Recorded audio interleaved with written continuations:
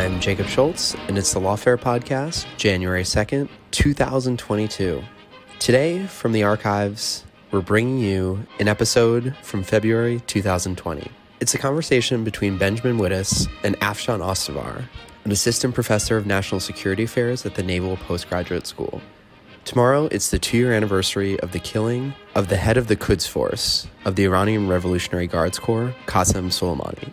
The conversation between Wittes and Ostovar is a great look at what the feeling was about the killing merely a month removed from its happening, and also gives a detailed look at the Iranian Revolutionary Guard Corps, the subject of a book written by Ostovar and a rich subject that often gets ignored by Western audiences.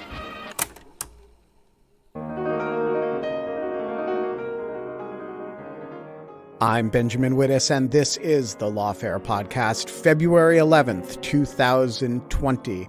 Afshon Ostovar is the Associate Chair for Research and an Assistant Professor of National Security Affairs at the Naval Postgraduate School.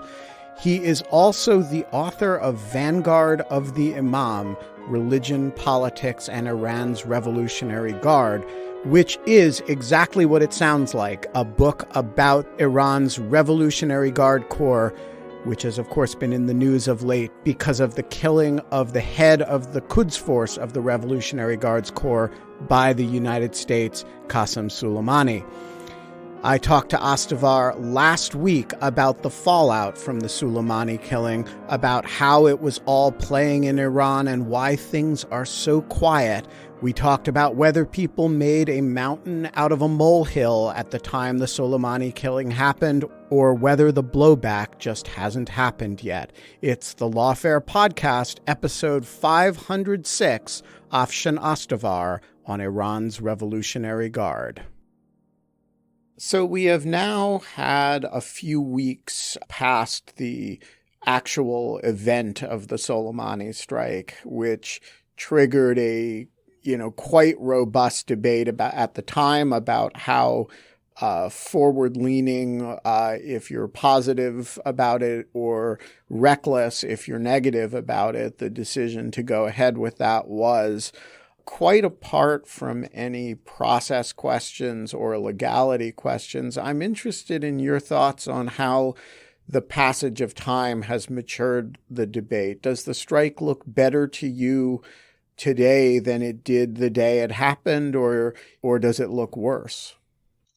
Well, in some ways, it's a really strange. The passage of time has been pretty strange with this, right? Like you had the assassination, which was a big deal. Iran responded with ballistic missiles on a military base, aiming for U.S. soldiers, hitting the barracks and whatnot. Which was, in any other context, and a clear act of war that would have led to, some sort of in-kind response at the very least.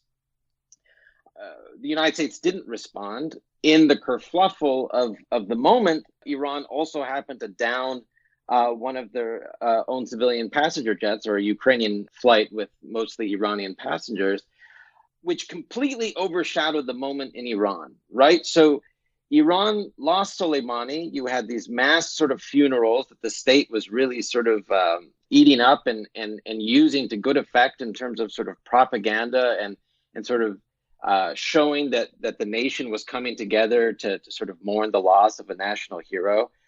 And then you had this ballistic missile strike, which could have started a war. And I think in some ways, Iran expected it to start a shooting war of a week or so at the very least. But then they shot down a passenger jet, which overshadowed all of it, completely eclipsed it. In Iran, I think the moment is still sort of connected to the passenger jet. Soleimani has sort of been an afterthought, I think, for a lot of Iranians, which is perplexing, I think, to the Islamic Republic, which wanted to make this sort of a very long-lasting memorial where they could sort of use Soleimani to sort of create a rally around the flag effect. But it didn't work. And for the United States, I think the moment was completely eclipsed by the impeachment hearings, now by the Iowa caucuses and everything going on with that. It's almost as if it didn't happen. At least in terms of the way that it's being covered, which is why I started this whole sort of line about it feeling strange. It feels strange. I think that Iran is still planning responses. I don't think it's in any way over, but I think we have hit this moment where we don't really know what the effect of this assassination was. All right, there's a huge amount there, and let's unpack it a bit. First of all, you say that it has been eclipsed in Iran by the downing of the passenger jet. You know, the United States, has a bad case, national case of ADHD, but we are capable of, if attacked by a foreign nation and there's some domestic disaster, dealing with both at the same time.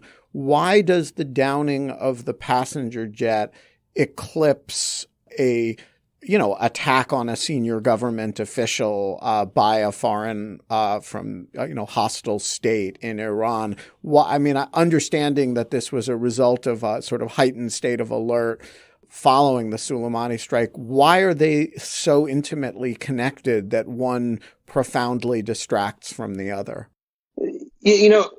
I think any sympathy for Soleimani in general, if you can at all generalize about a population of 80 million people, which of course is impossible to do. So take everything that I say, with a grain of salt. But to generalize for a second, I think that any sympathy for Soleimani was sort of tenuous at best. Soleimani really became sort of quote unquote a national hero because of a propaganda campaign to make him one, promoted by the IRGC and the Islamic Republic itself, with regards to the fight against ISIS. Before the fight against ISIS, Soleimani was not a national hero. He wasn't even, that well known of a figure, and he certainly wasn't revered. In some ways, he was sort of, a stain on Iran because he was sort of seen as, somebody who was doing things that the international community, particularly Europe and the United States, didn't like, supporting Hezbollah, supporting Hamas, supporting the Assad regime, etc. The ISIS campaign changed all that in a way, or at least tried to. But still, Soleimani was associated with the regime. He was still part and parcel of a regime that is quite repressive to the people. And you have to think back, just in the fall, Iran had a major protest movement that was going on in medium-sized towns, in smaller towns, in working-class neighborhoods, and particularly among the young, in places where sympathy for the Islamic Republic used to be quite high. That is to say, they're sort of provincial cities and towns that generally were more religious, more conservative, and therefore were somehow, more inclined towards the Islamic Republic. But you had this major protest movement that was put down violently by a military crackdown in some places, including tanks, automatic weapons, etc. So Iranians were just reeling from the put down of this protest movement, which killed hundreds of young people. And they were met with this moment of Soleimani being killed. Now, we don't really know what to take from the massive amounts of people that came out to support Soleimani in the funeral processions in Tehran and Kerman and other places. I tend to think that some people genuinely were moved and wanted to participate. I think some people wanted to be part of a historical moment and wanted to participate. But we also know that the regime has a very long track record of sort of, busing people to public events, right? Of sort of manufacturing crowds. And so that certainly would have been part of it too. So it's difficult to say how much of it was manufactured and how much of it was sort of organic sort of sympathy for Soleimani. But when the regime downed, or when the IRGC downed the Ukrainian Flight 752, I think the Iranian people were reminded of just how odious this regime can be, and that the regime lied to the Iranian people, despite knowing full well that they had done it for 3 days. I think sort of, was just sort of pouring gasoline on the fire in some sense. This is why you had sort of protests against the regime following sort of them admitting that they had sort of, accidentally shot down this flight. So I think it just sort of brought everything back. Whatever that national moment of unity where people who maybe, didn't care about the IRGC or maybe even the supreme leader, but, felt something for Soleimani, saw in him something, some aspiration of what they had hoped Iran to be. I think that was just overshadowed by this reminder that the regime is just intractably unjust to the population.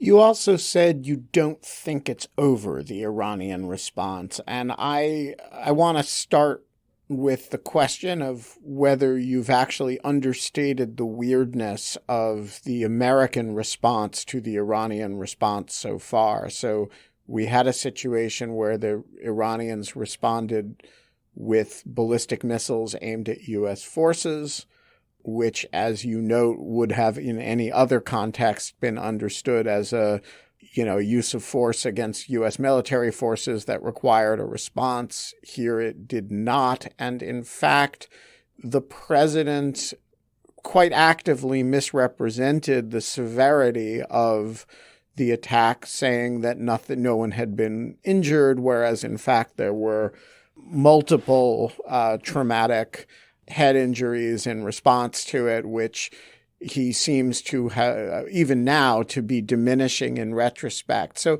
let's talk about the Iranian side in a minute. My impression here is that the U.S. side is kind of actively diminishing the seriousness of the Iranian response by way of playing down the need for a U.S. counter response. Is that fair?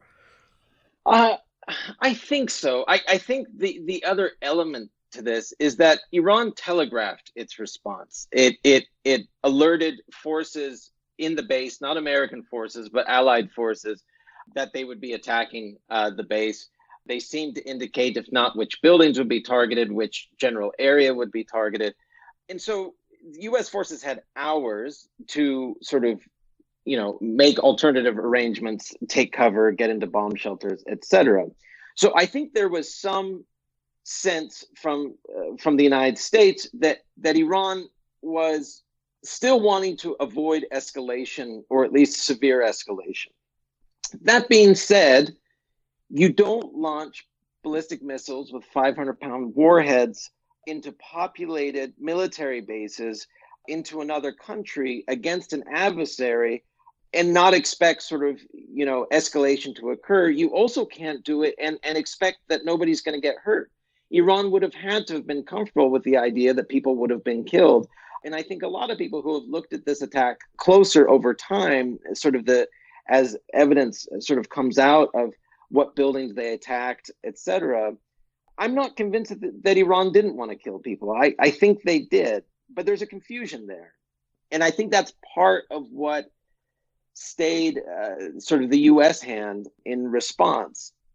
It's a difficult thing. You never want to be somebody who sort of, promotes military action. At least I don't want to be that person. On the other hand, it's perplexing to know that another country can fire ballistic missiles at U.S. military forces and not sort of be met with anything more than, okay, even Steven now. That I think is still sort of perplexing to me. But I can't say why the United States didn't respond, other than sort of, I think what the president was trying to achieve is ultimately what he achieved in the short term, at least, which was not escalating to a war, which is, likely what would have happened had we responded. We should also remember Iran threatened Haifa, Israel, and Dubai, UAE, as their next targets if we had responded. And, you kind of have to take them at their word. And so perhaps there was also allies in those countries that asked the United States not to respond. I don't know, but that could also be part of the story. Okay, so then you have the pause in the Iranian response. It was less severe in the short term than a lot of people expected it to be. It didn't escalate in the short term, either because of U.S. restraint or because of the airplane downing, or both. And yet you say you don't think Iran is done. So what are you expecting over what time frame? I think the time frame is open. The Iranians are quite patient in this regard. I think they will choose their targets carefully. They may have foiled plots, leading up to whatever attacks they conduct. They may not conduct those attacks themselves. In fact, probably likely they won't. It'll be done through clients in other states, or it could be done through sort of covert intelligence operatives in other countries, as we've seen in the past. But I think anything goes. I think they want to kill people in response. And I don't know if they've decided on who they'd like to kill, whether it's, they really want to sort of get a high-level target, American target, or whether they would be satisfied with lower-level targets, military or let's say civilian embassy workers in another country, that sort of thing. I assume that they're planning. I assume that they are looking at their options, but I don't think they're in any rush. I think the ballistic missile strike was sort of their way of sort of saying we did something. On the other hand, because it was overshadowed by the Ukraine flight, and because it didn't actually kill anybody, despite them saying that it killed dozens of Americans, I don't think that they are placated. I don't think that the IRGC is placated. I think the one thing that we often don't like to ascribe to states is sort of that the personal aspect to it, right? Soleimani was a general. He was a military leader, but he was also a friend of some very powerful people who do not mind using violence, in their politics. And I think there is some desire for vengeance on the part of IRGC officers, as well as on the part of Iraqi militant leaders. We have to remember that Soleimani wasn't the only one killed. Ali Abu al-Mohandes was also killed, the leader of Qatala Hezbollah, and an Iraqi official. And I think there are people in Iraq that also want to see sort of Americans in body bags as a response. So I think they're planning, but I think in the short term, what they are aiming to achieve now is expelling U.S. forces from Iraq. And I think they are trying to sort of mind their P's and Q's to make that happen. In some respects, you still have rockets falling in U.S. embassy grounds and other places, but I think that's what they're trying to achieve in the short term. All right, so let's pivot from there to the IRGC, about which you wrote a book.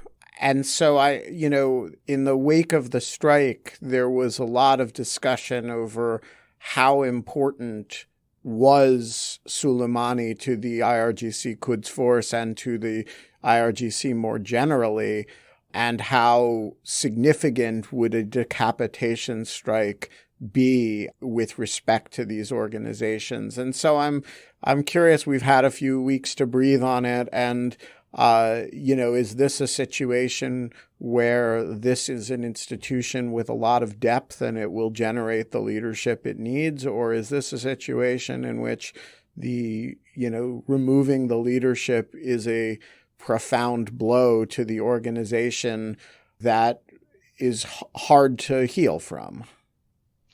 I think there are aspects of both in there. I think above all, and sort of, my main argument on this issue is that the IRGC is an institution. It's a strong organization. The Quds Force is a division of the IRGC. It itself is also a strong organization. You will have people who will pick up where Soleimani left off, and you won't have a lot of signal loss, right? They won't lose their step. Momentum will continue, etc. I don't think operations will suffer much. I don't think policy will change much. I think things are pretty much going to stay the same, and we won't see much impact of Soleimani's death from our vantage point, at least. However, Soleimani was uniquely talented and skilled in his job, and particularly in developing sort of strong relationships and relationships of trust with the militant leaders that Iran supports outside of Iran, particularly in Iraq and in Lebanon. He didn't know Arabic before he became the head of the Quds Force. After he did become the head of the Quds Force, he made a concerted effort to learn Arabic. He learned it fluently. He raised his children to learn it. His daughter now gives speeches in Lebanon in sort of memorials to her father in fluent Levantine Arabic.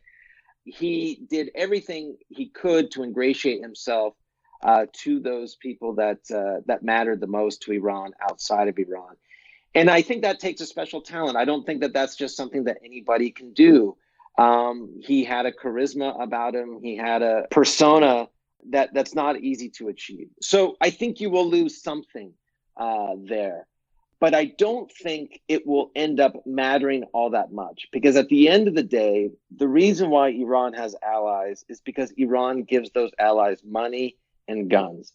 And those allies have no other avenue to get that money or those guns. Iran is kind of the only game in town for these groups that it supports.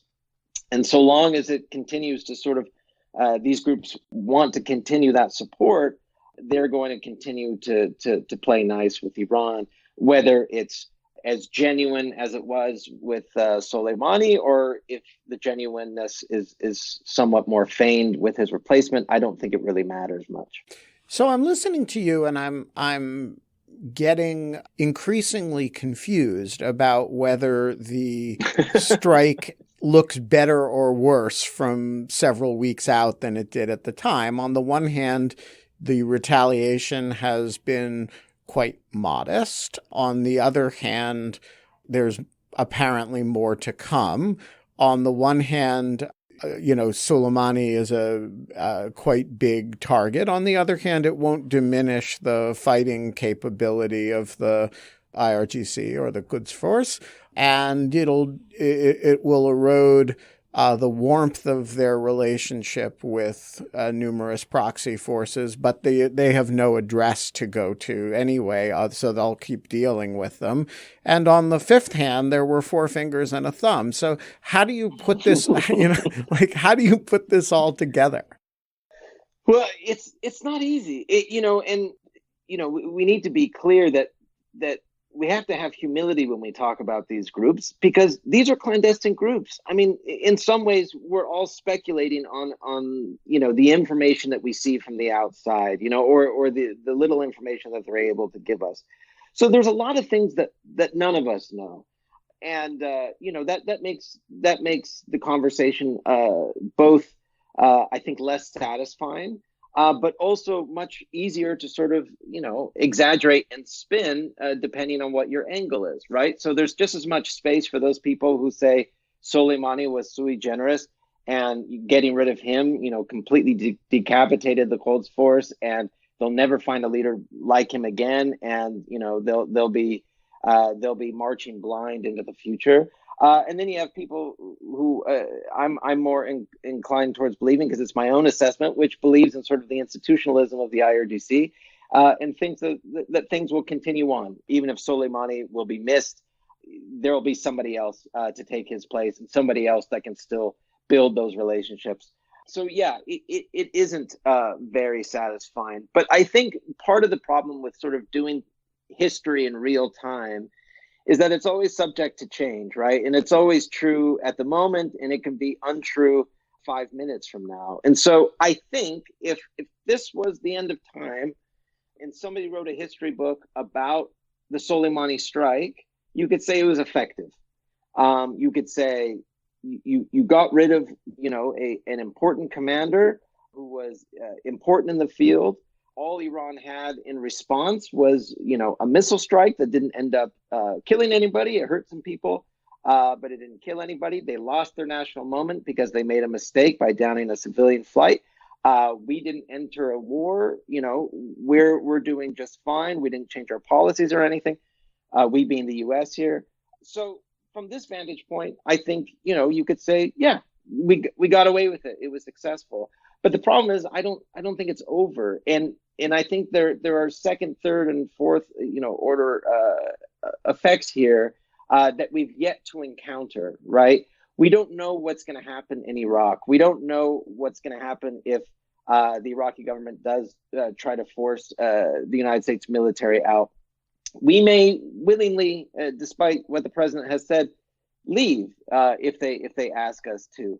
But we don't know what this means in terms of, the war against ISIS. ISIS could sort of reform and make inroads in Iraq again. We don't know what this is going to mean for the Syrian conflict. We just don't know. So I think while it's at the moment, you can sort of make some tentative conclusions about sort of the Soleimani strike. I think the problem is that really we're going to be dealing with this issue for another 5 years or 10 years. This wasn't something that just happened in sort of January of 2020 and ended in January 2020. I think it's going to affect both sort of what we do in the Middle East for at least the next 5 years, and certainly our relationship with the Islamic Republic for the next 5-10 years. I don't think it'll go away. I think it's a really important problem that is yet to sort of fully develop. Talk to me about the IRGC. When people refer to it in U.S. policy conversation, it has a kind of, I don't know, people talk about it like the KGB or something, a kind of something of an intelligence agency, something of an overseas covert action operation, something of a military force. It has some domestic security components. And I think as an institution, your book aside, it is rather understudied. So first of all, am I right about that? Secondly, what is the best way to understand what it is? Yes, you are right about that. It is understudied. Not to plug my book, but to plug my book, I think the best way to understand what it is to read my book and to read, the scholarship of other scholars who have written on the IRGC. There's a handful now of books and articles that have been written on the IRGC, but that's still very little. I think the best way to understand the IRGC is to understand it as not separate from the Islamic Republic of Iran. That is to say that the ruling regime in Iran, the ruling system, as they call it, the IRGC is part and parcel of it. It was born in the midst of the revolution as an institution to defend the revolution, right? And what is the revolution? Well, the revolution is Iran's theocracy, right? Its Islamic system. So because its writ is, and main responsibility is to defend the revolution, this makes it sort of the purview of what it can get involved in very vast and very broad, right? What does it mean to be, an enemy of the revolution? What is a threat to the revolution? It could be ideas, it could be culture, it could be books, it could be movies, it could be politics, it could be state adversaries, it could be anything.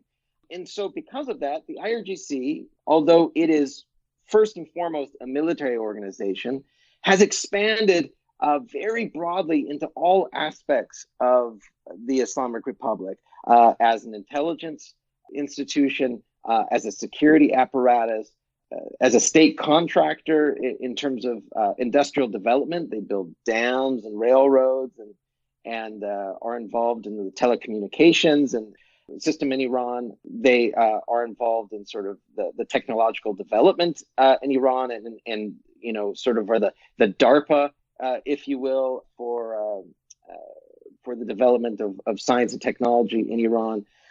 They are part of the sort of increasing surveillance state in Iran. And that's just the domestic side. Outside of Iran, they have this belief that in order to protect the revolution, you need to sort of change the context of the geography around Iran, right? And what does that mean? Iran is threatened first and foremost, from their perspective, from the United States and its allies, what they would call imperialism. They see as anything that is connected with the United States and U.S. influence in the region. So that includes Saudi Arabia, the UAE, Bahrain, but also and especially Israel, right? So their first order of business in the region is encouraging the development of politics and militaries that are in opposition to sort of the pro-US bloc in the Middle East. And this is what they sort of justify their involvement in Lebanon by supporting Hezbollah, in Syria by supporting the Assad regime, in Iraq by supporting Shia militias, in Yemen by supporting the Houthis, etc. This is how they justify that activity. And from their perspective, they're having some success in that regard in sort of flipping the script of the Middle East from what had been, let's say, a very pro-Western environment to something that is closer to a pro-Iranian environment. And so for them, safeguarding the revolution requires this sort of re-engineering of the region into something that is sort of, if not pro-Iranian, acceptable to sort of Iranian political positions, which in this case generally means anti-US and anti-Israel. You know, you've described a range of activities that is so sort of magnificently large, you know, everything from domestic surveillance and government contracting to overseas military stuff.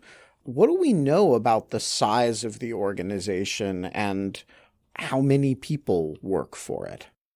Right. This is where it gets a little fuzzy. Iran doesn't generally put out accurate numbers for lots of things. So a lot of the numbers that we go by in terms of the IRGC are old numbers that may not have even originated with Iran. I've seen Iranian news sites connected to the IRGC use facts from the CIA fact book, for example. Why they do this is anybody's guess. But what we understand is the IRGC is about 125,000 people, the vast majority of which are conscripts who serve between a year and a half to just over 2 years of service. And it's distinct from the Iranian military, right? Right. The regular military, which is known as the Artesh, is much larger in terms of personnel. It's closer to 350,000. Again, the vast majority or the large majority are conscripts that serve the same amount of service. Where the IRGC sort of multiplies its forces is with this division that is a division that it has called the Basij, which is you would call it a paramilitary, I think is the best way to describe it. But it is also a very complicated organization in all the ways that I just described the IRGC. The Basij, unlike the rest of the IRGC or the regular military, is not a conscript force. It's a volunteer force. You actually are vetted before you are accepted into its ranks. That vetting can be quite serious, something similar to a background check that a federal employee would have to go through in the United States, or it can be very sort of loose in the sense of, does the head of the Basij in your neighborhood know your parents? Yes, okay, go ahead and sign up.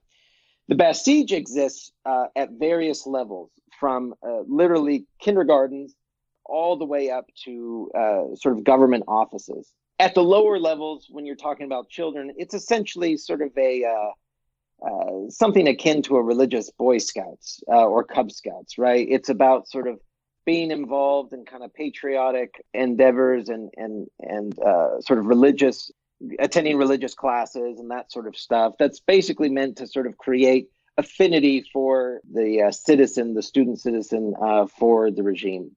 But when you get to the higher levels, it's a security apparatus that is involved in generally domestic security. So oftentimes when you have protests or any kind of congregation of people in civil society in Iran, it's the Basij generally who break it up. If the police don't do it, the Basij will do it. So if you remember like the 2009 election unrest, the Basijis were the guys on the backs of motorcycles that rode into the crowds of people with, truncheons and chains and, maybe a odd handgun here or there, and just kind of crack skulls and try to disperse people. But the Basij is also heavily involved in other aspects as well. The surveillance state, cyber activity, monitoring, intelligence, even the military. And the Basij is in the millions in terms of its personnel.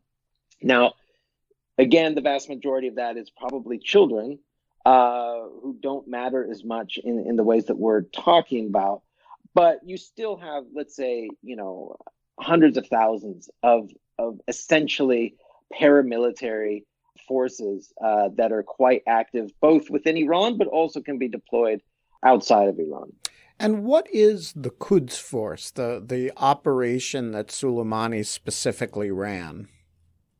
Right. The Quds Force is which means Jerusalem Force. And as the name sort of implies, its whole sort of reason for being is the eventual liberation of Jerusalem from Israel. That's sort of its ethos. It is closest to what we would call sort of the special forces in sort of the U.S. military, which means their role is less to fight themselves and more to sort of, they're deployed outside of Iran, and their role is to be in small numbers in support of sort of pro-Iranian militias and militaries. They provide training, they provide funding, they provide logistics, but they are sort of, specially trained foreign operatives. They, can specialize in sort of intelligence. They can specialize in things like bomb making and ordnance. Some of them do tactics. Some of them can be sort of do other sort of special operations, kind of tactics like snipers or other things. But basically, they work with others. They are facilitators of Iran's support outside of Iran. All of this sounds a little bit like a parallel state, right? You've got a military, you've got a police force, you've got an intelligence apparatus, and then you have schools, you have conscription into a regular military, and then you have these parallel institutions through the Revolutionary Guard Corps.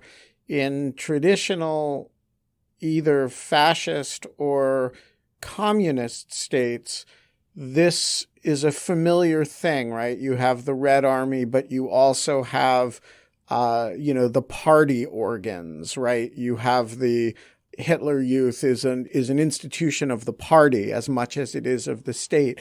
These parallel institutions in the Iranian regime, are they part of the government? Are they separate? Are they just direct instrumentalities of the supreme leader? Like, what are they in relation to the normal organs of the state?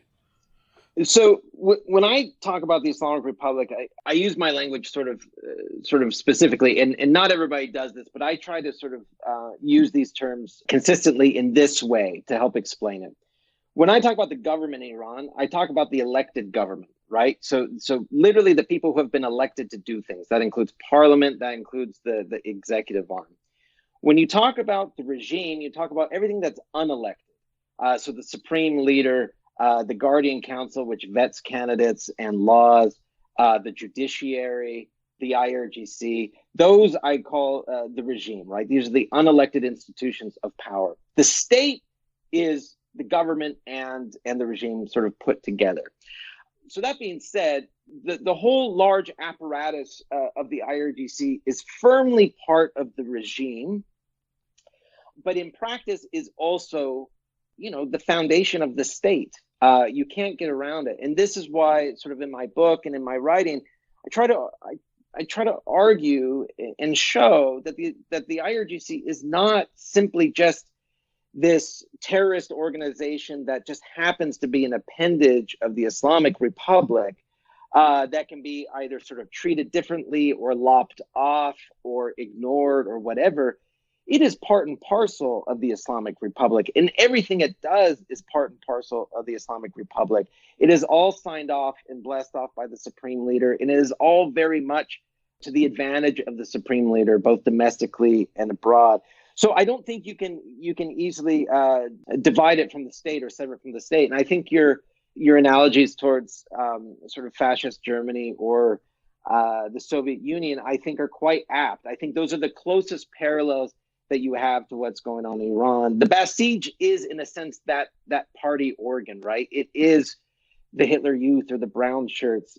It is the institution with which the regime tries to indoctrinate children at a young age and develop them into being, the right citizens that they want to sort of see proliferate in society, that have the right views, the right orthodoxies, and the right politics. The difference between Iran and I think Germany and the Soviet Union is that the way that Iran goes about it is much looser. And there's a lot more informality in the Basij than, to my understanding, there was in either fascist Germany or the Soviet Union. I think that's the difference. Iran has never created that one party, right? They've never articulated it as such. And so everything is kind of diffused in some ways to sort of the regional and local levels. And that keeps it informal, but it also makes it cheaper. There's less money that goes into it. So your distinction between the, under the rubric of the state, between the regime in which you group the IRGC and the government, has a kind of obvious resonance to, this sort of idea of a deep state that actually runs things through whatever elected government may actually come about for whatever period of time. It does suggest that these governments are relatively transient. And it seems to me the last few years have really borne that out, in the sense that you go from one reformist government to a quite flamboyantly conservative government in Ahmadinejad, and then to Rouhani, who's a kind of another reformist, and Iranian policy doesn't seem to change very much. And so I guess the question is there really a war between the reformists and the kind of organs of the regime, or is the reformist movement merely a veneer that the regime allows to exist domestically to cool off passions, and puts an elegant face on the regime in international relations? Are they really in tension with one another, or is it a kind of good cop, bad cop arrangement that, actually presents the face of the regime that the regime would like the world and its own people to see? To be unsatisfying again, I think there's aspects of both there. I mean, there's real tensions, I think, between the reformists and the hardliners and the IRGC. You would pretty firmly put in the IRG in the hardliner camp on most issues, but those tensions generally are about relationships with the international community. I think the reformists see that the best way to improve the Islamic Republic, the best way to strengthen the Islamic Republic, is to be less antagonistic to the West, less antagonistic to the United States, and to find ways of doing business with Europe, et cetera. This is what the nuclear deal was kind of about. On the other hand, the reformists are firmly part of the Islamic Republic. They're part of the revolution. They believe in the system. And in that respect, they don't disagree with the IRGC on everything. They may feel that the IRGC is too heavy-handed domestically. They may be more open to sort of having a looser, less restrictive society in Iran, allowing women to attend football games, allowing people to congregate in public, allowing more civil society to develop. They're generally supportive, and the IRGC is generally not supportive of that. There are real sort of disagreements there.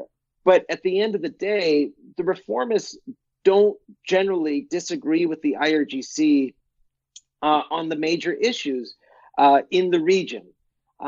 So the United States' biggest disagreements with Iran, particularly regarding Israel and the Middle East, are issues where the reformists and the hardliners aren't that far apart. And the IRGC is not that far apart from the reformists either. I think if the reformists were in control of everything, the Islamic Republic would look different. The IRGC would look different, but would not cease to exist. And things like Iran's support to Hezbollah, Iran's support for Hamas, Iran's involvement in Iraq, or in support of Assad in Syria, those things wouldn't go away. And so it's difficult, I think, to disentangle the two. But what I don't think the reformists are secret sort of secular nationalists in disguise. I think often we pin our hopes on the reformists and think that these guys are really what we want them to be. They are, they speak English, and so they can articulate themselves well. A lot of them, like Mohammad Javad Zarif, the foreign minister. And so we often want to sort of think that what they want for Iran is often what people outside of Iran want for Iran, particularly in the diaspora.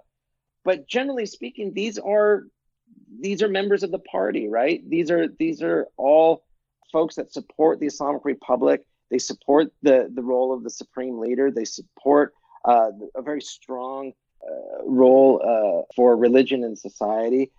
They don't believe in sort of popular democracy completely. They don't believe in sort of renouncing the constitution of the Islamic Republic and adopting something that's secular. So they're not all that different, right? We're talking about shades of gray here. I don't think it's anything more than that. They're Gorbachev, not Lech Walesa. Yes, I think that's correct. The book is Vanguard of the Imam, Religion, Politics, and Iran's Revolutionary Guard. The author is Afshon Ostovar. Thank you so much for joining us. Yeah, thanks, man. I really enjoyed it. The Lawfare podcast is produced in cooperation with the Brookings Institution. Folks, there are a lot of people out there who have never heard the Lawfare podcast, and that's your fault. Because some of you have not yet tweeted about the Lawfare podcast. Some of you have not yet shared the Lawfare podcast on Facebook. Some of you have not Instagrammed a picture of yourself listening to the Lawfare podcast. And most of you, I think, have not rated or reviewed the Lawfare podcast on whatever podcast distribution service you use. So if you feel guilty right now, you should. And you can rectify these problems right now. You can also buy Lawfare merch at thelawfarestore.com. And of course, you can thank Hadley Baker and Michaela Fogel, who were audio engineers this week. And you can thank the ever-present Jen Patja Howell, who produces and edits the Lawfare podcast. And while you're at it, you can thank Sophia Yan, who, as always, performs our music. And as always, thanks for listening.